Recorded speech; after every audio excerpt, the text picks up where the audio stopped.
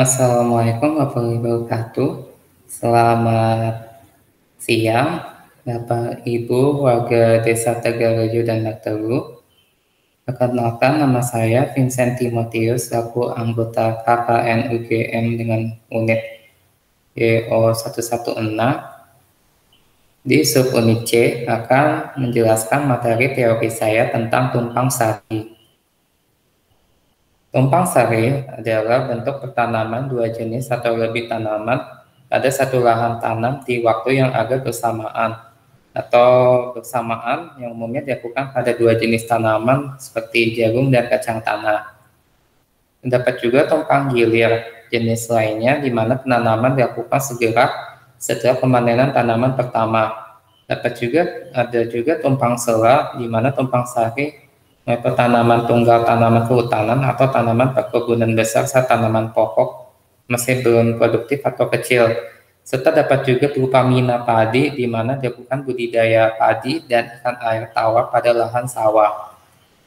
Keuntungan dari pola penanaman tumpang sari yaitu dapat memaksimalkan lahan dibandingkan penanaman tunggal karena hasil panen pada lahan tidak luas bisa beberapa kali dengan jenis tanaman dan usia panen berbeda menguntungkan petani. Mendapat hasil jual yang saya menguntungkan atau menggantikan dari tiap jenis tanaman berbeda, meminimalkan resiko kerugian, memperbaiki kondisi tanah sehingga laju erosi dapat diturunkan, meningkatkan efisiensi penggunaan lahan dan pendapatan petani, menjamin kelestarian lahan, ketersediaan pakan ternak, serta stabilitas hasil. Apabila dipadu dengan pupuk dan tumpang sari dengan jenis majemuk, lebih menguntungkan karena lebih murah dan pemakaiannya sekali saja dibandingkan pupuk tunggal. Untuk peningkatan hasil tambahan sebelum salah satu tumbuhan di tumpang sari dipanen, dapat dilakukan pola penanaman di antara baris ganda double row untuk rekomendasi bagan pola tanam tumpang sari, di mana petani akan mendapat penghasilan dari panen salah satu tanaman sebelum tanaman lain dapat dipanen dengan karakteristik terdapat perbedaan tajuk antar dua tanaman.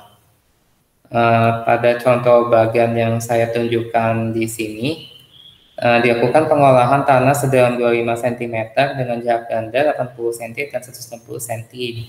Pemupukan tanaman diberikan bersamaan saat ditanam. Untuk jarak tanamnya contohnya ada 80 x 80 cm. Adalah jarak antara baris ganda tanaman pertama dan 160 cm adalah jarak di antara dua baris dengan lorong di antara barisan kembar tanaman pertama dibuat 4 baris tanaman kedua yang lebih pendek seperti yang ada di gambar ini. Keuntungan dari penanaman ini adalah tanaman lebih banyak mendapat sinar matahari sehingga hasil panen dapat lebih maksimal, serta penggunaan jumlah bibit dua tanaman menjadi lebih sedikit dibandingkan dengan penanaman tunggal saja. Sekarang saya akan menjelaskan rekomendasi kombinasi tumpang sari saya, yaitu nanas dan kacang macadamia. Kenapa digunakan tumpang sari ini? Karena cocok dilakukan dua jenis tanaman memiliki kesamaan, memerlukan jumlah cahaya yang tinggi dan kondisi tanah yang terairi baik, membuat dua jenis tanaman ini cocok ditanam bersamaan saat musim hujan. Dua jenis tanaman memiliki tajuk yang berbeda, di mana tajuk nanas itu lebih rendah dibanding tanaman kacang macadamia. Dan nanas sifatnya adalah tanaman dua musiman berbentuk semak, sedangkan macadamia itu tanaman tahunan berbentuk pohon. Jadi tidak akan berkompetisi untuk ketersediaan cahaya. Akar nanas dan kacang macadamia memiliki peranan biotik, menyimpan ketersediaan air tanah sehingga kualitas tanah dapat menjadi lebih baik ke depannya. Sehingga nanas dan kacang macadamia itu saya memberikan pengaruh yang positif untuk pertumbuhan masing-masing. Jarak tanam tanaman dengan tajuk lebih rendah ternyata tidak memberikan pengaruh ke pertumbuhannya sendiri, serta ke pertumbuhan tanaman dengan tajuk yang lebih tinggi.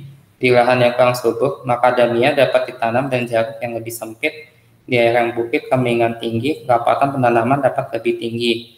Varietas kacang yang bertajuk lebar ditanam dengan jumlah 200 pohon per hektar atau jaraknya 10 x 5 meter.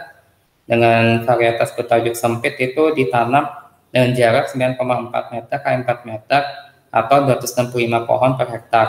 Tanaman nanas dapat ditanam di antara dua lokasi penanaman kaca macadamia dan jarak antar tanaman nanas ada 50 cm.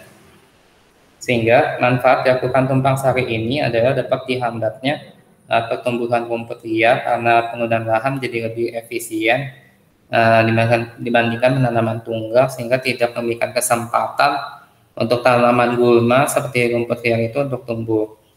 Lalu memperbaiki sifat kimia tanah dan menurunkan laju erosi seperti pada gambar yang ada di slide ini, sehingga akar tanaman itu bisa mencegah aliran air pada tanah itu bergerak terlalu cepat yang dapat menimbulkan erosi.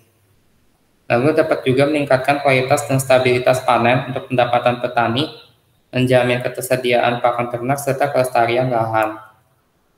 Nah, sekarang saya akan menjelaskan tentang manfaat dari masing-masing tanaman. Untuk yang pertama adalah manfaat tanaman kaca macadamia.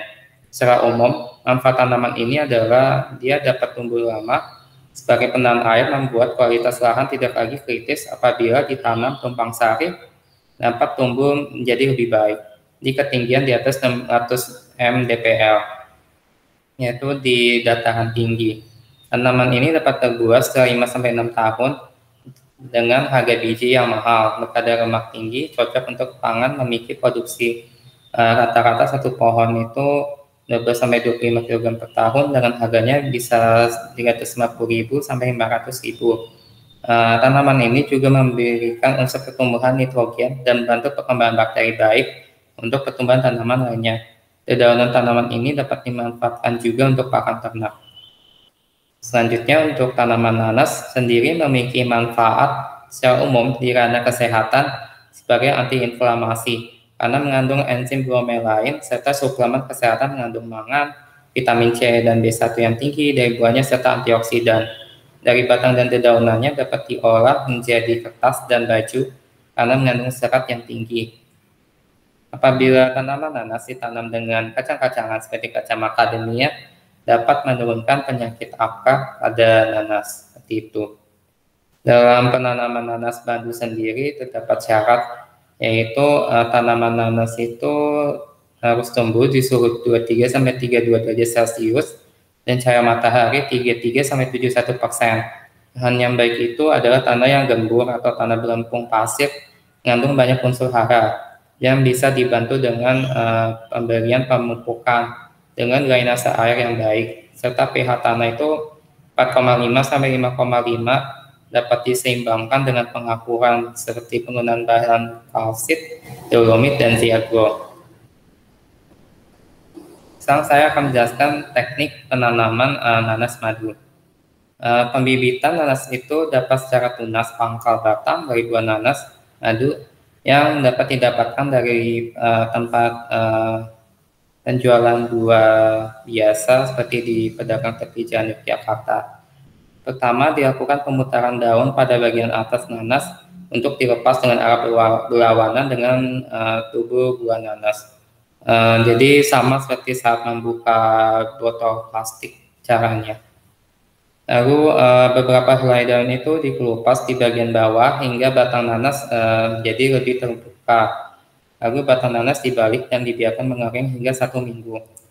Selanjutnya, dicari wadah dengan mulut cukup lebar untuk dimasukkan batang nanas agar dapat tersanggar dan terendam tetapi tidak seluruhnya. Lalu diberikan tusuk gigi dengan tujuan berseberangan satu sama lain itu agar dapat menyangga nanas saat batangnya itu akan direndam dalam air. Untuk kegiatan pembibitan agar batangnya itu dapat memiliki akar, dan wadahnya itu diletakkan di area banyak sinar matahari, ditunggu hingga muncul akar, dan tidak boleh keseluruhan batangnya, hanya bagian daunnya saja. Apabila dimungkinkan, air rendaman itu dapat ditunggu selama beberapa hari untuk menghindari pertumbuhan jamur. Setelah itu dilakukan tahapan penanaman dilakukan di awal musim penghujan dengan pertama lubang tanam dibuat 30x30x30 cm, yaitu panjangnya 30, lebarnya 30 dan kedalamannya sekitar 30 cm. Dilanjutkan dengan penanaman bibit sampai 3-5 cm di mana bagian pangkal batang harus tertimbun tanah. Dan setiap lubang tanam ditanam satu bibit. Setelah itu tanah dipadatkan sekitar pangkal bibit, lalu dilakukan penyiraman hingga tanam jadi lembab. Perawatan nanas ini dapat seperti penyiangan tanaman gulma, penggantian tanaman yang mati, penggamburan tanah, pemupukan, serta penyemprotan insektisida pada tanaman, serta perendaman pangkal bibit sebelum penanaman dengan larutan fungisida untuk menunjang pertumbuhan nanas. Pada umur 12-18 bulan, pertumbuhan nanas secara vegetatif ini dapat langsung dipanen. Apabila dilakukan dengan cara yang generatif, yaitu melalui perkawinan bunga, itu bisa lebih lama, yaitu 2-3 tahun. Jadi ini adalah kelebihan lakukan kebanyakan nanas mulai pangkal batang yang dilakukan secara vegetatif seperti ini. Dengan teknik pemanenannya, yaitu dengan tangkai buah dipotong dengan pisau secara hati-hati dan steril, dengan periode penanaman dilakukan 3 kali, yaitu 25% dari total buah nanas, tanaman nanas yang ada di periode pertama, dan dilanjutkan dengan 50% pada periode kedua, serta 25% pada periode ketiga. Sekarang saya akan menjelaskan syarat dalam penanaman kaca macadamia itu seperti apa. Agar tanaman ini bisa tumbuh, harus berada di ketinggian 600 mdpl dengan kondisi lahan kering, tetapi memiliki banyak air tanah serta tidak tergenang, memiliki tanah vulkanis yang gembur dengan rentang suhu 15-25 derajat Celcius. Sehingga tanaman ini bersama nanas sangat cocok dilakukan penanaman di awal musim penghujan. Agar efek positif tanaman ini lebih terasa, perbaikan kualitas tanah, jadi sebaiknya tanaman ini seperti yang tadi saya jelaskan ditanam di musim penghujan dengan petani terlebih dahulu menyiapkan lubang tanam dan pupuk. Biji yang matang akan jatuh sendiri dan dapat dipanen. Sekarang saya akan menjelaskan teknik penanaman kaca macadamia.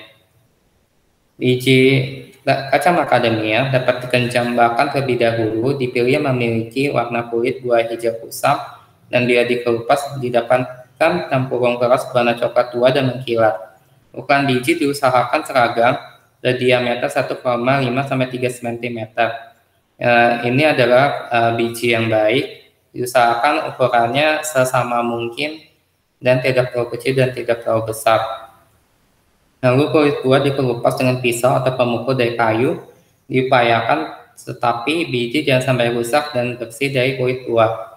Kemudian biji dijemur di panas matahari untuk menurunkan kadar air dengan dijemur di tampal lalu 6-8 jam hingga biji retak.